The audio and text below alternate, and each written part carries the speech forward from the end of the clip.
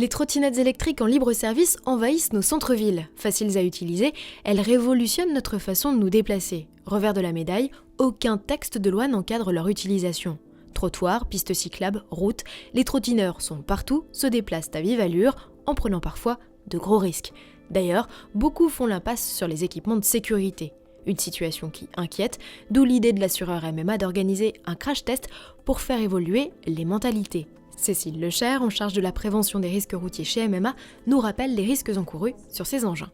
Quand on roule à 25 km/h, tout choc vous expose fortement et les blessures peuvent être graves, traumatisme crânien, fracture du nez, fracture des avant-bras, peut même être un choc mortel. Donc l'idée c'est de sensibiliser et de changer les mentalités autour de l'utilisation de la trottinette électrique.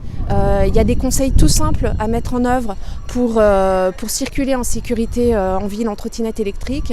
C'est se protéger, c'est être visible et c'est respecter les règles du code de la route.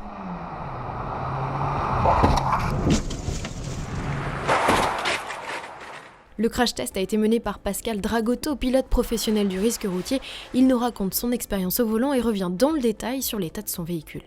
C'est assez perturbant quand même, hein. Quand on voit, on entend, moi j'arrive à entendre le fracas de la tête du mannequin et encore moi je m'y attends puisque je pars et je sais que je vais l'avoir cet accident-là. Donc j'ose même pas me mettre à la place d'une véritable personne qui conduirait le véhicule ou qui se retrouverait sur une trottinette, quoi. Ça c'est clair.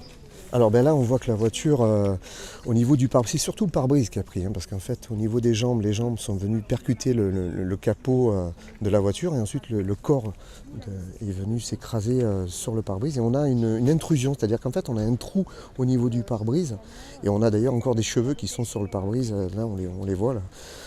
Donc le pare-brise est complètement pulvérisé. Comme j'étais en train de freiner, ensuite j'ai emmené le mannequin avec moi, il a dû faire une sorte de salto et retomber, je pense, tête première au sol. Le mannequin a été projeté sur un peu plus de 17 mètres après l'impact, et pourtant on n'était qu'à 50 km/h. À 50 km/h, l'impact ne laisse que peu de chances de survie aux trottineurs et les occupants du véhicule aussi ne sont pas à l'abri de graves blessures. En 2017, d'après la sécurité routière, 284 personnes ont été blessées à roller ou en trottinette et 5 sont décédées.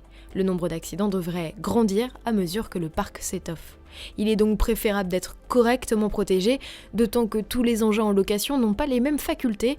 Dans une enquête exclusive publiée ce 12 avril 2019, Autoplus démontre, mesure à l'appui, que le freinage des engins en libre service peut être catastrophique, à l'image de leur état. À 20 km/h, certaines e-trottinettes testées ont réclamé plus de 10 mètres pour s'arrêter, soit 7 fois plus qu'une voiture.